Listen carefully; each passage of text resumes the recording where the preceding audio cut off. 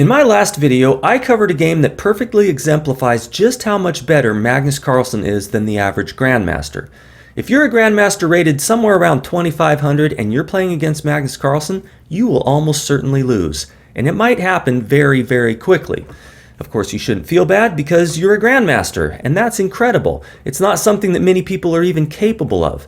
But Magnus Carlsen is a freak of nature, and as such, he would have to be severely handicapped in some way in order to level the playing field and give your average Grandmaster a decent shot at winning.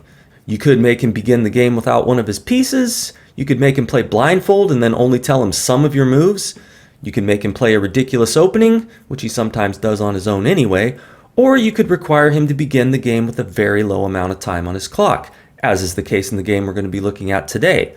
Now, this wasn't done intentionally. What happened is that Magnus got held up in traffic while on his way to the round 1 game of the 2022 FIDE World Blitz Championship, and by the time he got there, his clock had already been started and had been running for about 2.5 minutes, leaving him with only 30 seconds remaining. Now, he did have an increment of 2 seconds added to his time for every move he played, but his opponent, the 2556 rated Grandmaster Vladislav Kovalev, was able to begin the game with his full 3 minutes. So a huge disadvantage for Magnus Carlsen. Basically, he's got to average somewhere between 2 and 3 seconds per move. He does have that 30 seconds in reserve that he can use if he needs to calculate something, but his opponent has 6 times that much on his clock. So let's see if Magnus is up to the task. Vladislav Kovalev is in control of Team White, and he opens the game with e4.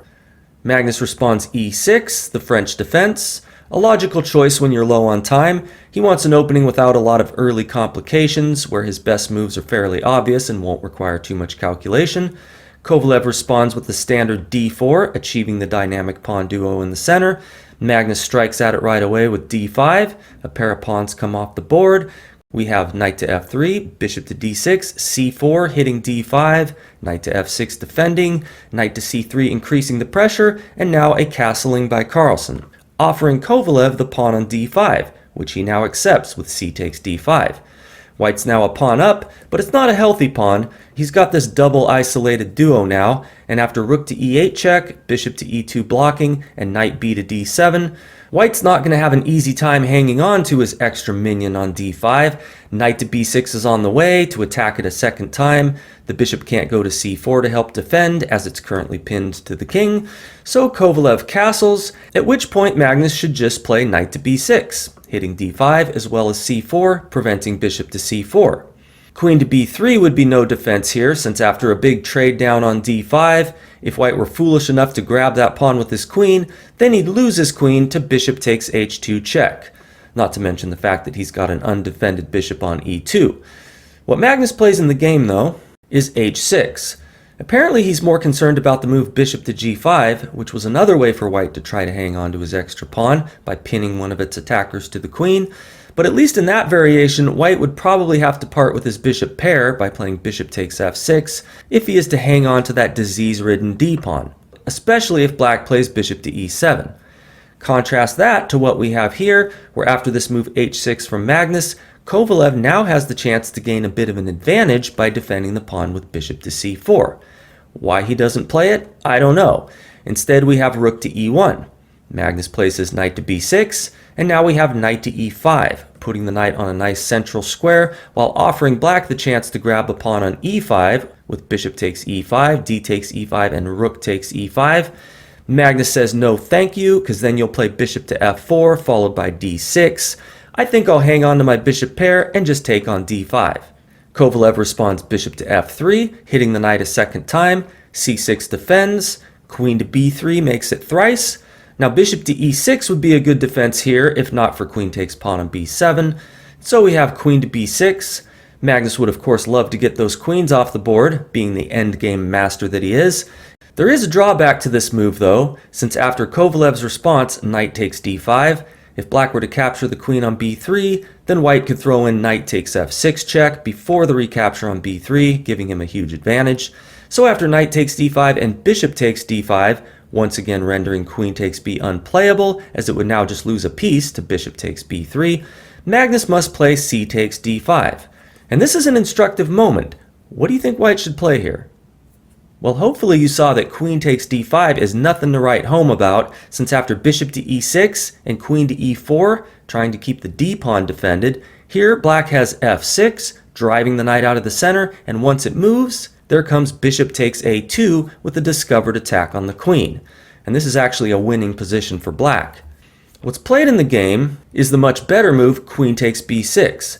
And after a takes b6, Magnus now has a hideous pawn structure on the queen side, but he does have the two bishops as well as this newly opened file for his rook on a8, exerting pressure on a2, which is about to become relevant after Kovalev's next move, bishop to d2, to which Magnus responds f6, driving the knight from its central square.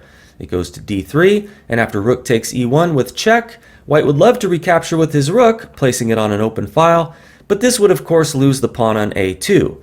So we instead have the backwards moving bishop takes e1, Magnus continues rook to a4 attacking d4, bishop to c3 defends, and now comes bishop to f5 attacking the knight on d3. And this brings us to our instructive moment number 2. White only has one good move in this position. See if you can spot it. What needs to be played is the move b3, driving black's rook from a4 so that the knight can hop into b4 without being lost. Otherwise, you got to make the sad retreat with either knight to c1 or the move played in the game, knight to e1, which actually gives black a winning advantage, but only if he now pushes his pawn to b5, headed to b4 next, kicking back white's bishop while also fixing the pawn on a2 as a permanent weakness. Magnus misses this winning opportunity though and plays king to f7. This gives Kovalev the chance to defend with a3.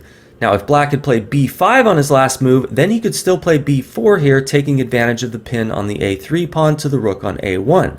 But in this position, where Magnus now plays b5, Kovalev has the chance to move his rook, he puts it on c1, unpinning the a pawn, which is now free to capture the pawn if it's pushed to b4.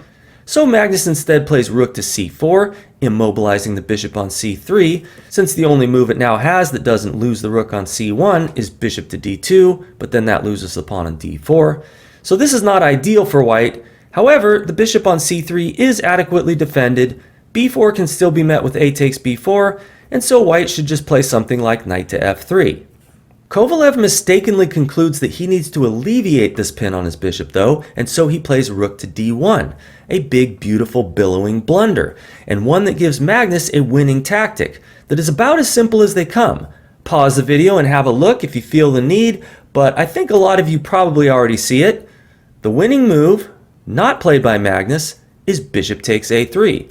Winning a pawn due to the fact that b takes a3 removes defense from the bishop on c3, which is then picked up by the rook. So a relatively rare tactical oversight by the mighty Magnus, but in the context of this game, with the amount of time he's working with, it's of course very understandable. What's played is b4, a takes b4, the bishops come off the board, and after rook takes b4, black is now the slightly preferred side. Although the pawn structure is now symmetrical, Magnus has the more active pieces, his rook is on a great square, eyeing the d4 pawn, threatening to win the pawn on b2, so Kovalev plays rook to d2, defending. Next we have g5, gaining a bit of space. Magnus is just looking to make incremental improvements now, since his bishop and rook are already on their ideal squares. We have f3, preparing to get the king moving towards the center, h5, king to f2, h4, gaining more space, setting up a nice pawn chain on the dark squares, which is typically what you want to do when you've only got the light squared bishop. You don't want to be blocking its diagonals with your own pawns. Kovalev continues g3, an excellent move, looking to reroute the knight to e3 and give a little nudge to the bishop on f5 while applying some pressure to the pawn on d5. We have h takes g3 check, h takes g3, Magnus brings his king towards the center, the knight goes to g2, and after king to d6, here comes knight to e3, attacking the bishop, which could just drop back to g6, staying on this nice active diagonal, but Magnus goes for the safe and solid bishop to e6, keeping an eye on g4, where white would not want to move his knight, allowing black to annihilate his pawn structure with bishop takes g4 and f takes g4. He's also keeping his e6 pawn nice and overprotected, sheltered from the world and all of its evils, at the cost of becoming a bit socially stunted, and even more likely to go hog wild once it turns 18. Play proceeds with king to e2, rook to b3, king back to f2, rook back to b4. Magnus is happy to repeat the position and add a little time to his clock, We have king to e2 from Kovalev, who's apparently happy to make a draw, but now Magnus plays rook to a4, resetting the repetition counter. Kovalev puts his king right back on f2. He's got a pretty passive position, not a whole lot he can do, but it's pretty solid and everything's defended. So let's see if Magnus can find a way to make some progress here. He begins by putting his bishop on d7, increasing its scope a bit. Now it's got another diagonal to work with. We have g4, supporting a possible knight to f5, rook to a1, and rook to d1, offering a trade of rooks. Magnus says nay thank you and plays rook to a2, attacking b2. Rook to d2 defends, and here comes Bartholomew the b-pawn to b5, headed to b4. Now white would love to play b4 himself here, fixing that pawn and so shutting out black's bishop from any queenside activity, but this would of course lose the rook on d2, and so we have king to e2 defending the rook. Now comes b4, king to d3, the bishop gets active in his queenside community with check, forcing the king to c2. Magnus puts his bishop on c4, where it can now be captured by the knight, although that would be a very bad idea, since after the recapture, white's single pinned pawn on b2 is going to be no match for black's connected pawn duo. So what's played is king to b1, hitting the rook, it goes to a8, we have king back to c2, and now rook to e8, a little probing down the e file now. And this is what Magnus does, and what everyone should do when their opponent is passively defending. You probe here, give a little prod there, and eventually your opponent's defensive resources just might dry up. Or he might blunder, as Kovalev now does in this position. Now before I show you the abysmal move that he plays, let's take a quick look at the move he should have played, which is knight to f5 check. Now it could be that after, let's say, king to c6, he didn't like the idea of black's rook coming into e2. But this is still a dead drawn position after something like rook to f2 and rook to e2 check, when white can just trade off the rooks, and after bishop takes e2, he's not going to be able to save his f-pawn, but what he can do is play king to b3, attacking the pawn on b4, and if black defends with king to b5, or if he were to just take on f3, then white would play the same move, knight to e3, and after bishop takes f3 and king to a2, the position is completely equal. King to a4 can be met with b3 check, and after king to b5, despite black's extra pawn, white should have no problem holding the draw. His knight is on an ideal square, putting pressure on d5, preventing black's bishop from ever going to d2 or c2 to target the pawn on b3. He's got f5 on lockdown, so it's going to be a while before black can ever get that pawn break in. In the meantime, the white king can make its way back over to the king side to defend, and everything should be just fine. Now let's take a look at what was played in the game, where Kovalev makes the terrible decision to play knight takes c4 check, and after d takes c4, he pushes his pawn to d5. A move that still has me kind of baffled. Not sure exactly what Kovalev thought was going to happen here. Magnus now has a bunch of winning moves. He plays rook to e3, and we'll take a look at that in a second, but my thought was, what about just playing rook to e5, going after the d-pawn?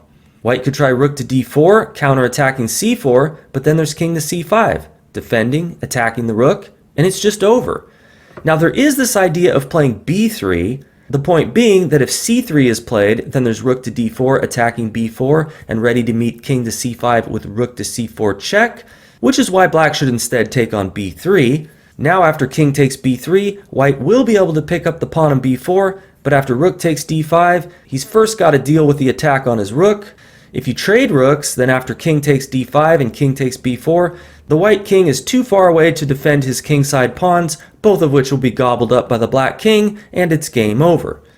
Now let's take a look at what was played in the game, where after this move d5, Magnus plays rook to e3, attacking f3.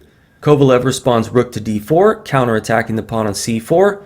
Now here, king to c5 would not be a good move, because then white starts pushing his d-pawn, and black cannot take the rook on d4, because then the pawn goes to d7, and there's no stopping its promotion.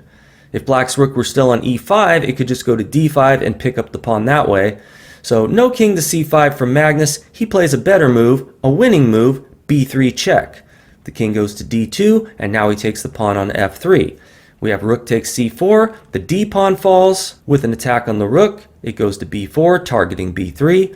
We have king to c5, hitting it again, rook to a4, and now rook to f4, offering a trade of rooks, which would be foolhardy to accept, as that would give black an effortless win with the deadly passed pawn. So we have rook to a6, ready to meet rook takes g4 with rook takes f6. So Magnus doesn't yet capture, he plays king to d4. Kovalev delivers a check, the king goes to e5. Now f6 is defended, hence the move rook to b6, ready to meet rook takes g4, now played by Magnus with rook takes b3. Next we have rook to g2 check, king to e1. Here comes the g-pawn. Kovalev puts his rook on b8, preparing to advance his own passed pawn, but after f5, b4, and rook to b2 from Magnus, Vladislav Kovalev resigns the game. Seeing that he's never going to be able to do anything with this passed pawn, for one thing his rook is in front of it, which is not ideal. If the black and white rooks swapped places, he'd be doing better, though still losing. But in this position, black's rook is ideally situated behind white's passer, cutting off the king. So here's just one way it could play out. If white starts pushing his pawn, then black can just keep it simple with king to f4, avoiding any checks by the white rook.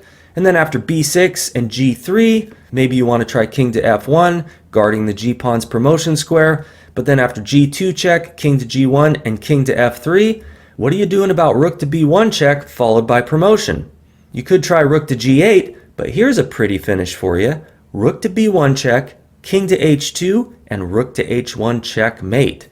So there you have it, Magnus Carlsen defeating a grandmaster despite starting the game with only 1/6 as much time on his clock.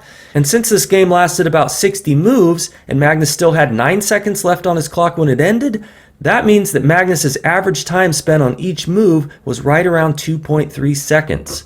Simply incredible. So let me know what you thought of this one. Consider subscribing to the channel if you haven't already. Hit that like button if you liked the video and or want to show your support. That always helps the channel, and I will see you soon.